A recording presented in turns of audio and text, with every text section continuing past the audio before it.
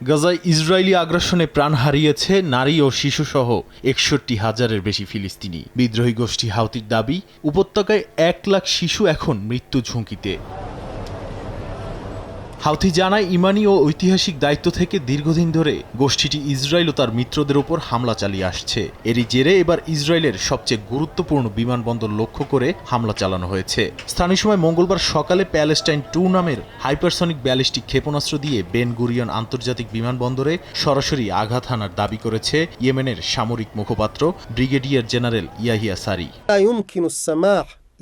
সারি বলেন, এই হামলা ছিল গাজার উপর ইসরায়েলের চলমান গণহত্যা এবং জেরুজালেমের আল আকসা প্রাঙ্গণে আগ্রাসনের জবাব। তার ভাষায়, হামলার পর লাখ লাখ ইসরায়েলি আশ্রয় কেন্দ্রে ছুটে যায়। যদিও ইসরায়েলি সেনাবাহিনীর দাবি, তারা ক্ষেপণাস্ত্রটি মাঝপথেই ভূপাতিত করেছে এবং বড় কোনো ক্ষয়ক্ষতি হয়নি। ইয়েমেনি বাহিনীর পক্ষ থেকে জানানো হয়, যতদিন না গাজায় আগ্রাসন বন্ধ হয় এবং অবরোধ সম্পূর্ণভাবে তুলে নেওয়া হয়, ততদিন ইসরায়েলের বিরুদ্ধে প্রতিরোধমূলক ও প্রতিশোধমূলক হামলা চলবে। এর আগে রোববার তেল আবিব, আশকেলন ও এলিয়টে 3টি ড্রোন হামলা চালানোর দাবি করেছিল বাহিনীটি। নাদিম মারজান, সময় সংবাদ।